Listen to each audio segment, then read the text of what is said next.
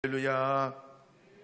오늘 예배 나오신 여러분들 주님의 이름으로 환영하고 축복합니다. 오늘은 11월 네 번째 주일이자 성령 강림 후 마지막 주일이고 또 왕국주일로 지킵니다. 우리 기독교는 예수님 생애 주기에 맞춰서 1년을 네 절기로 나눕니다. 첫 번째가 대강절이죠. 혹은 대림절이라고 하기도 합니다. 두 번째가 주현절입니다. 세 번째가 사순절이고 마지막 절기가 성령 강림절이에요. 오늘 우리가 예배하는 이 주일이 성령 강림절 마지막 주일이에요. 이 마지막 주일을 우리가 왕국주일, 왕이신 예수님을 기리며 예배하는 주일이기도 합니다. 저는 그런 의미에서 오늘 아침 골로새서 1장 11절에서 20절 말씀을 중심으로 의로우신 예수라는 제목으로 말씀을 증거하려고 합니다. 오늘 말씀의 배경이 되고 있는 골로새서는 바울이 주후 62년경 로마 감옥에 갇혀 있을 때 기록한 옥중 서신입니다. 당시에 골로새 교회는 여러 형태의 이단에 노출돼서 어려움을 겪고 있었습니다. 그러면서 예수님의 가르침을 구분하기 어려워지고 이방 문화와 이교적인 미신이 교회 안으로 혼합돼 들어오게 될 때 성도들이 신앙의 그런 정도를 깨닫고 그 신앙생활을 유지하기가 어려웠습니다. 그러면서 교회의 정체성과 신앙의 중심을 잃게 될 때 바울이 이 골로새 성도들을 위해서 보낸 편지가 골로새서입니다.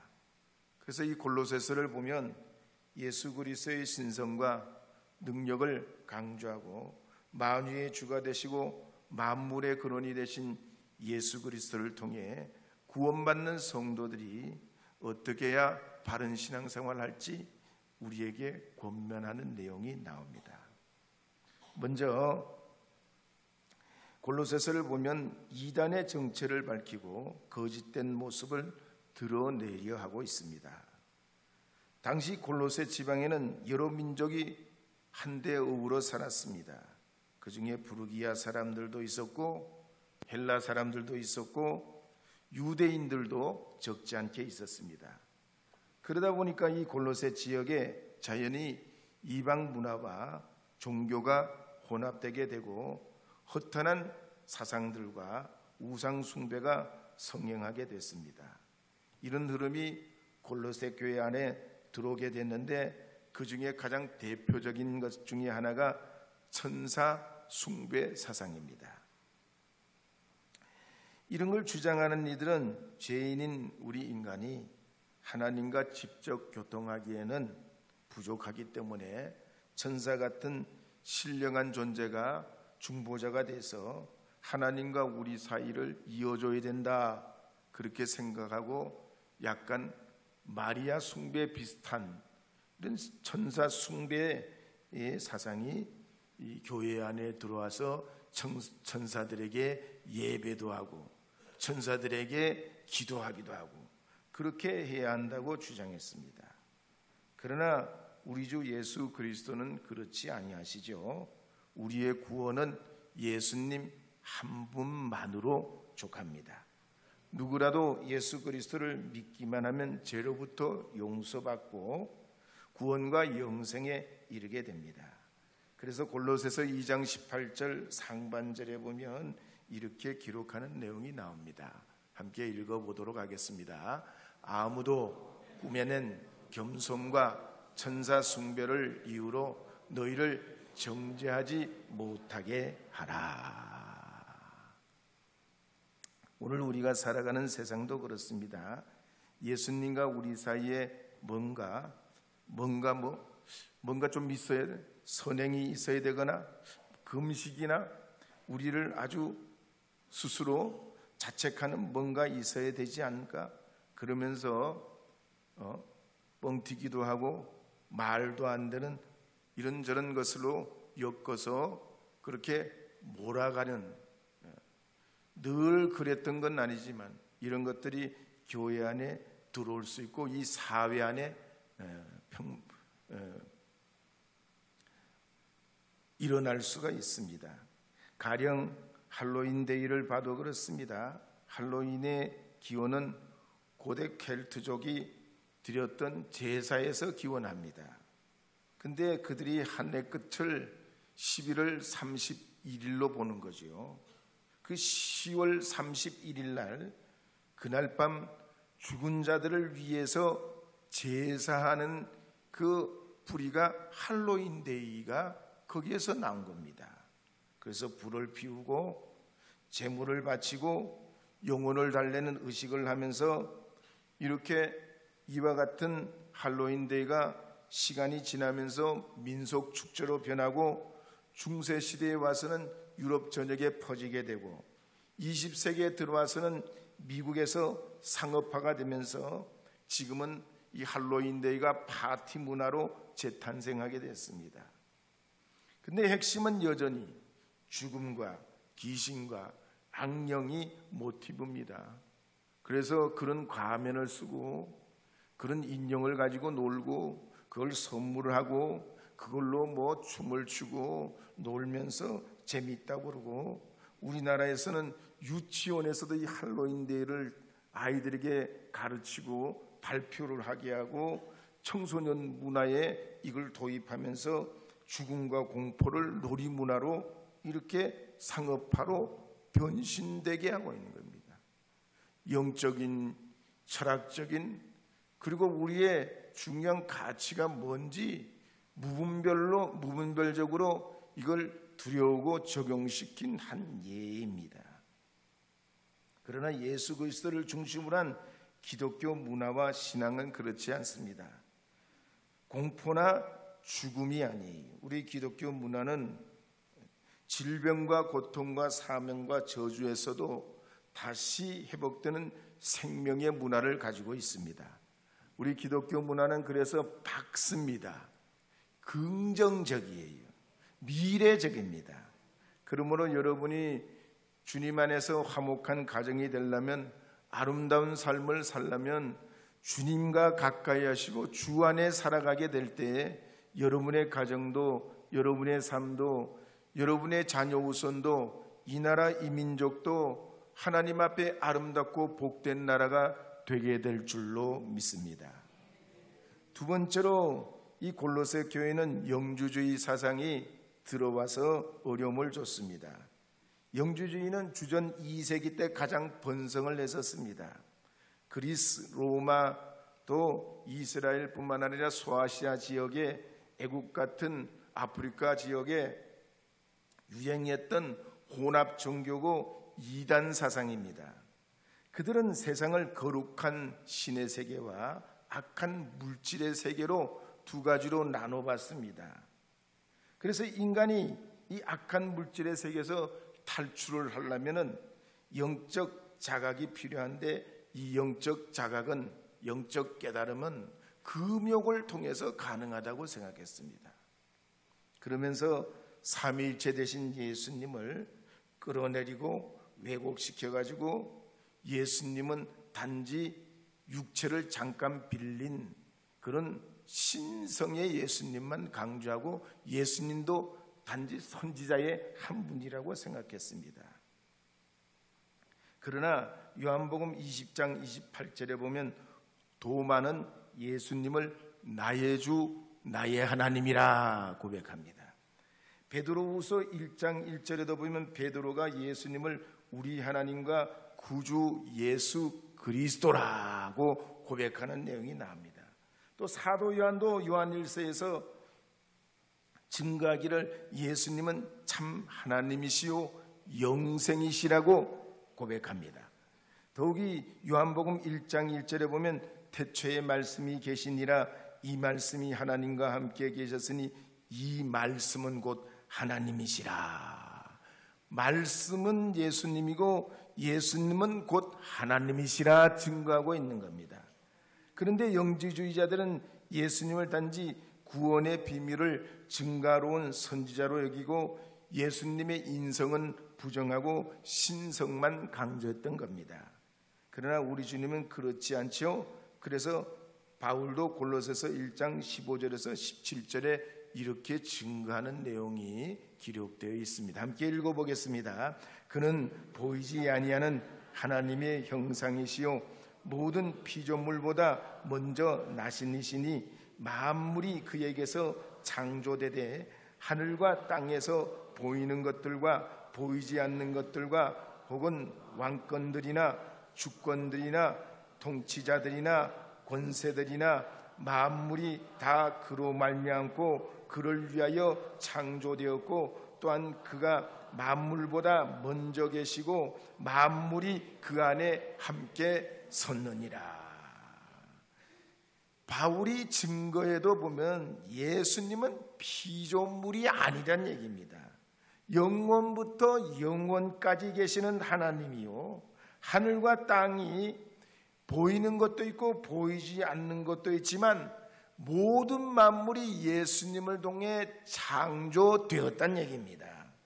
그래서 예수님은 만물의 창조주시고 모든 것의 주권자이시기 때문에 예수 이름으로 마귀도 결박당하고 질병도 불치병도 나음을 얻고 우리 인생의 질고도 절망도 멸망에서 구원받는 능력과 은혜가 있는 것입니다. 그래서 예수님은 알파와 오메가요 전지전능하시고 무소부재하신 하나님이신 겁니다. 그러므로 여러분의 삶에 무엇에든지 우리 주님과 함께 동행하는 삶이 되면 여러분의 삶이 더 높이 고양되고 왕이신 그리스도를 통해서 여러분의 삶도 복된 내일이 있게 될 줄 믿으시기 바랍니다. 세 번째로 골로새 교회는 유대교 요소가 흘러 들어와서 구약의 할례를 이행하고 음식 규례를 지켜야 구원을 얻는다 그랬습니다. 그럴 때에 바울은 증거하기를 예수 그리스도를 통해 우리는 완전한 구원에 이르게 되고 제사함을 얻었기 때문에 오직 그리스도와 연합하게 될 때 참된 구원과 희망이 있다고 선포하고 있습니다. 그래서 골로새서 1장 18절, 19절, 20절에 보면 이렇게 기록하는 말씀이 있습니다. 함께 읽겠습니다. 그는 몸인 교회의 머리시라. 그가 근본이시요 죽은 자들 가운데서 먼저 나신 이시니 이는 친히 만물의 으뜸이 되려 하시며 아버지께서는 모든 충만으로 예수 안에 거하게 하시고 그의 십자가의 피로 화평을 이루사 만물 곧 땅에 있는 것들이나 하늘에 있는 것들이 그로 말미암아 자기와 화목하게 되기를 기뻐하심이라. 그렇다면 우리가 어떻게 의로우신 예수님을 믿고 살아가야 될까요? 한 번 더 11절 12절 말씀을 읽어보도록 하겠습니다. 오늘 그의 영광의 힘을 따라 모든 능력으로 능하게 하시며 기쁨으로 모든 견딤과 오래 참음에 이르게 하시고 우리로 하여금 빛 가운데서 성도의 기업의 부분을 얻기에 합당하게 하신 아버지께 감사하게 하시기를 원하노라. 골로새 교회는 바울이 직접 개척했던 교회는 아닙니다. 바울의 제자인 에바브라가 개척한 교회가 골로새 교회입니다. 그렇지만 이 바울이 제자가 개척한 교회이기 때문에 더 관심을 기울이고 기도하였습니다. 그러면서 이 교우들이 오래 참고 견디게 될 때 결국 좋은 열매를 맺어간다고 권면하고 있습니다. 왜냐하면 이 골로새 교인들이 받고 얻고 있는 이 복음은 그 안에 생명이 있고 능력이 있기 때문에 때를 따라 견디고 참게 되면 반드시 자라나게 되고 열매를 맺게 되기 때문입니다. 그래서 한 사람이 두 사람의 열매고 두 사람이 20명, 30명, 50명, 100명 200명, 300명, 1000명의 열매도 맺는 역사가 나타납니다.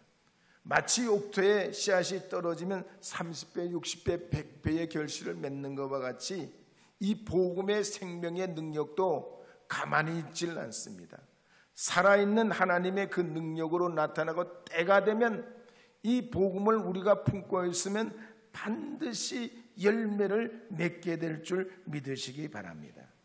그래서 바울은 이 골로새 교회를 위해서 하나님 앞에 조목조목 기도하는 내용이 이 성경에 담겨 있습니다. 먼저 첫째로 골로새 교우들이 신령한 지혜로 총명으로 하나님의 뜻을 알도록 해달라 기도합니다.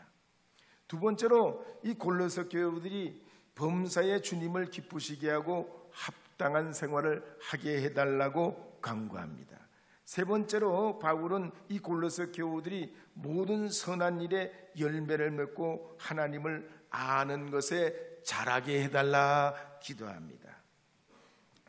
네 번째로 바울은 이 골로새 교우들이 성령의 능력으로 모든 것을 능하게 하시도록 주님께 간구합니다. 구약에 보면 성령의 능력이 임금에게 임하면 임금은 나라를 잘 다스리게 되고 선지자에게 임하면 하나님 말씀을 잘 증거하게 되고 군인에게 임하면 전쟁에서 승리하게 되고 기술자에게 성령이 임하면 집을 아름답게 지어낸 사실을 기록하고 있습니다. 그런 의미에서 보면 오늘 우리 모든 신앙인은 성령 충만해야 합니다. 그래야 학생은 공부를 잘합니다. 지식으로 충만한다고 해서 대성할 수 없어요. 하나님이 높여주셔야 돼요. 되게 해주셔야 돼요. 지각의 눈을 열어주셔야 돼요. 직장인도 마찬가지입니다. 맡은 일에 성령 충만해야 하는 일에 열매가 있고 승진도 되고 승급도 되고 앞길이 열리게 되는 줄 믿으시기 바랍니다. 사업가도 그렇습니다. 사업이 안 될 때는 일반적인 경영 방법은 물적 관리, 인적 관리를 하면서 그렇게 열심히 노력하면 어느 정도의 성과가 나타난다라고 말합니다. 그러나 성경이 말씀하시는 것은 사업가도 성령 충만해야 됩니다. 사역자도 마찬가지입니다. 하나님의 영광을 위해 쓰임받기 위해서는 하나님의 성령의 사람이 되어야 하는 줄로 믿습니다. 성령 충만하면서 견디며 참고 참게 될 때 주님이 주시는 거룩한 열매를 맺게 되는 줄 믿으시기 바랍니다. 근데 우리가 성령의 은혜를 가지고 믿음으로 견디며 참아낼 때 주님이 우리에게 지켜만 보고 있는 것이 아니시고 우리에게 기쁨의 은혜를 허락하십니다. 고난과 어려움보다 더 강한 우리에게 주시는 그 기쁨의 은혜를 허락해 주셔서 괴로움도 극복해내고 어려움도 참아낼 수 있게 해주시는 겁니다. 그래서 여러분이 성령 충만해야 기쁨이 오는 거지 돈을 많이 번다고 혹은 여러분의 형편이 달라진다고 그때 한순간뿐이지 그 물질에 깊이 매몰돼서 나중에는 그 기쁨도 은혜도 잊어버리고 세상의 불평과 원망으로 살아갈 그런 우리 인생이라는 사실을 성경은 말씀하고 있기 때문에 성령으로 충만하시기를 주님의 이름으로 축복합니다. 그러면 우리에게 주시는 하나님의 그 은혜로 주께서 이와 같은 거룩한 은혜를 베풀어 주시기에 골로새서 1장 13절 14절에 보면 이와 같은 내용을 이렇게 말씀으로 증거하는 내용이 나옵니다. 함께 읽어보도록 하겠습니다. 그가 우리를 흑암의 건세에서 건져내사 그의 사랑의 아들의 나라로 옮기셨으니 그 아들 안에서 우리가 속량 곧 죄사함을 얻었도다. 가장 원천적인 영적 바탕부터 우리를 든든히 세워놓고 그 위에 아름다운 건축하는 건축자처럼 주님은 우리의 삶을 이루어가시고 설계하시고 지어가시고 복을 더해 주시는 줄 믿으시기 바랍니다. 전 세계 모든 나라는 일정한 정부 형태를 갖추고 있습니다. 크게 보면 대통령 중심제, 또 의원 내각제, 분권형 대통령제로 세 가지로 나누어 볼 수 있습니다. 근데 대통령 중심 국가는 전 세계에서 약 95개 국가인데 여기에는 미국과 러시아와 한국 같은 나라들이 대통령 중심제입니다. 그러나 상징적이나마 왕이 통치하는 나라도 약 50여 개국이 됩니다. 여기에는 영국과 벨기에와 네덜란드와 덴마크, 스웨덴, 필리핀, 스페인, 카나다, 일본, 뉴질랜드, 호주 같은 나라들이 왕이 통치하는 나라의 제도를 채택하고 있습니다. 대통령 중심제이든 아니면 왕이 통치하는 나라이든 목적은 하나입니다. 국민이 잘 사는 나라, 백성이 행복한 나라를 지향하는 데 있습니다. 왕 대신 하나님도 그렇습니다. 우리 위에 왕처럼 군림하시는 것이 아니라 주의 백성들이 하나님 앞에 복되게 살아가도록 지켜주시고 사랑하시고 보호해 주시는 것입니다. 그렇다면 우리가 의로우신 예수님, 왕이신 예수님을 어떻게 우리가 믿고 인도함을 받아갈 수 있을까요? 골로새서 1장 13절 말씀에 같이 십자가 보혈로 주님은 흑암의 권세에서 우리를 건져내어 주십니다. 그래서 우리가 하나님의 나라로 주님의 백성으로 살게 해주시는 줄 믿으시기 바랍니다. 고대 시대는 나라와 나라끼리 싸워서 승리하고 패배하는 나라가 생기게 되는데 패배하는 국민은 주권을 완전히 잃게 됩니다. 승리한 나라는 대신 모든 권세를 가지고 보물이나 사람들을 마음대로 이동시켰습니다. 그래서 구약시대 때 북이스라엘은 아시리아에 패망하게 되자 성전 보물도 빼앗기고 백성들도 사로잡혀 가게 됩니다. 남유다도 마찬가지입니다. 주전 587년에 나라가 바벨론에게 패망될 때 수만 명이 바벨론으로 끌려가게 됩니다. 우리 그리스도인들도 마찬가지입니다. 예수님을 나의 왕이요 나의 구주로 믿고 영접하면 세상 나라에서 하나님 나라 백성으로 주소가 옮겨지게 되는 겁니다. 그래서 비록 이전에 지은 죄로 말미암아 우리가 과거에는 마귀의 종노릇하고 우리가 악한 길로 가고 잘못된 타락의 길로 갔다 할지라도 우리 주님을 왕 되신 주님을 모셔드리면 이 죄와 마귀에서 해방되고 심판과 멸망에서 구원을 얻게 되는 것입니다. 그래서 골로새서 1장 13절 원문대로 말씀할 것 같으면 의로우신 예수님은 우리를 구원하실 때 살살 우리가 알아서 적절히 구원의 길을 가도록 두시는 것이 아니고 우리를 강하게 이끌어 주셔서 흑암의 권세에서 끌어내 주신다 그랬습니다.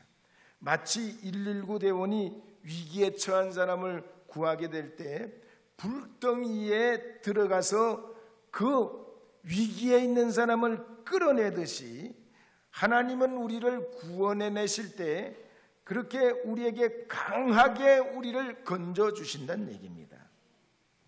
가령 야곱이 외삼촌 라반의 집에서 20년을 보내게 됐을 때 이 라반이 야곱의 머리 위에 서서 이리 굴려 먹고 저리 굴려 먹고 이용해 먹습니다. 그렇게 20년을 야곱을 꽤 많은 야곱을 이용해 먹습니다.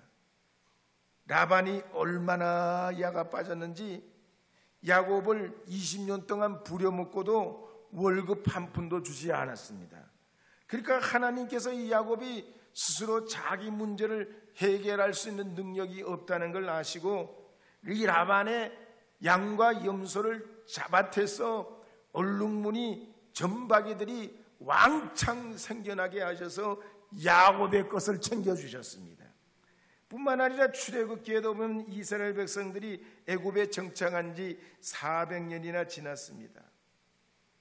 숫자가 점점 많아지는데 문제는 이스라엘 백성들이 숫자는 많았지 애굽 사회 안에서 가장 낮고 천한 노예 신분에 불과했습니다. 그때 하나님께서는 그들을 애굽의 손에 맡기지 아니하시고 그들을 끌어내어서 홍해를 건너게 하시고 광야를 거쳐서 가나안 약속의 땅에 들어가게 하신 걸 볼 수가 있습니다. 이와 같이 의로우신 하나님은 요셉에게도 그렇게 하셨죠. 이 요셉에게 주님은 평생에 4가지 열쇠를 허락하신 걸 볼 수가 있습니다. 첫째는 천국 열쇠를 요셉에게 주십니다. 요셉이 꿈을 꾸고 그 꿈 때문에 시기 질투를 당하고 죽음의 구덩이에 던져지고 노예로 팔려갈 때 주님은 가만히 지켜만 보고 계시지 않으셨습니다. 장애물이 나타날 때 그때마다 가장 위기에 처할 때마다 끌어내어 주시고 힘을 주시고 지혜를 주시고 꿈을 포기하지 아니하도록 천국 열쇠를 주셨습니다. 두 번째로 하나님은 이 요셉에게 바로의 친위대장 보디발의 집의 열쇠도 맡기셨습니다. 성경에 보면 이 보디발이 요셉을 얼마에 샀는지 또 어떤 방법으로 샀는지는 기록이 안 됩니다. 그러나 요셉이 보디발 집에 종으로 들어온 날부터 집안이 잘 되는 거예요. 형통해지는 거예요. 하는 모든 일이 다 복을 받는 거예요. 집안에서도 복을 받고 농토도 복을 받게 하여 주셔요. 그러니까 이 보디발이 요셉을 가정총무로 삼고 그에게 모든 열쇠를 맡겨 관리하도록 하게 합니다. 그래서 요셉은 하나님이 나를 지켜보신다.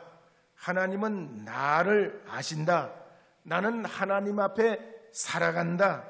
이런 신앙 고백으로 이 보디발의 신뢰 위에서 자신의 삶을 살아가게 될 때 억울한 옥살이를 당해도 그 옥에서도 옥사장으로부터 인정받아 그 옥의 열쇠를 받아서 관리하는 자가 됩니다.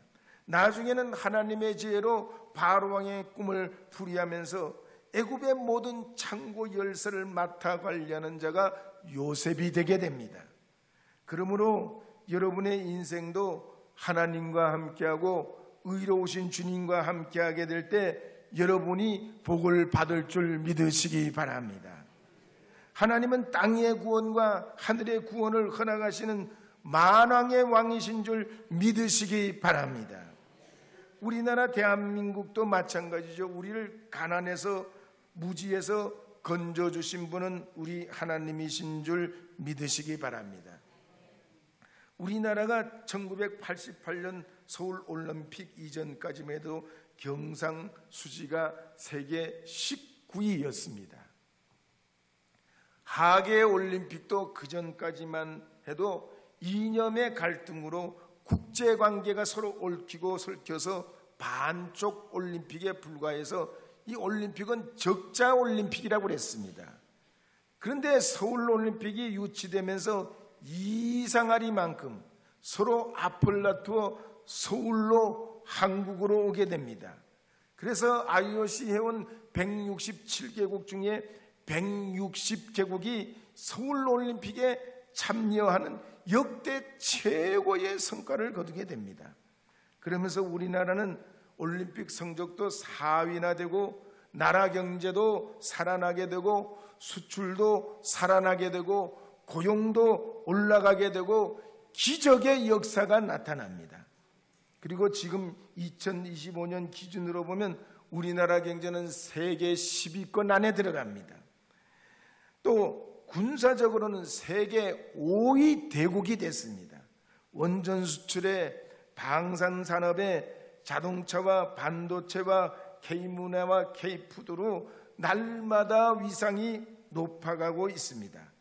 올해 우리나라를 방문한 외국인 숫자만 1월 달부터 11월 달까지 999만 5천 명이 왔습니다. 이 12월까지 채워지면 원래 우리나라를 방문한 외국인 숫자만, 관광객들만 말이죠, 1천만 명이 넘는다는 거예요. 놀라지도 않으시네. 하여튼 하나님이 끌어당겨 주셔야 돼요. 하나님이 올려주셔야 돼요. 우리의 사업도 마찬가지. 그래야 하나님 우리의 삶의 길이 열리게 되는 줄 믿으시기 바랍니다. 우리의 개인도 마찬가지. 우리가 길을 잃고 있을 때 의로우신 주님이 우리를 붙잡아 인도해 주셔야 돼요. 왕이신 주님이 끌어내어 주셔야 돼요. 그래서 에스겔서 34장 13절 14절 말씀에 보면 하나님은 우리를 모아주시기도 하고 데려다 주시기도 하고 꼴을 먹여주시기도 하고 좋은 곳으로 인도하시기도 하고 안전한 곳에 두시기도 한다 그랬습니다. 또 에스겔서 34장 16절에도 보면 하나님은 연약한 자, 상처받은 자를 회복시키고 잃어버린 자, 쫓겨다니는 자, 상한 자, 병든 자를 찾으시고 돌아오게 하시고 싸매어 주신다 그랬습니다. 오늘날 세계의 모든 관계가 어렵고 자연과 기후가 어려움이 있습니다. 현실이 팍팍해져가는 이 시대에 창조주 예수님, 회복케 하시는 예수님을 통해 여러분 새로운 비전을 가지시고 의로우신 예수님 의지하시면서 이 11월 마지막 주로 향해 가는 여러분의 삶의 복을 받으시기 바랍니다. 평안을 누리시고 대강절을 맞이하셔서 하나님의 은혜를 온 땅끝까지 증가하는 믿음의 사람들이 다 되시기를 주님의 이름으로 축복합니다.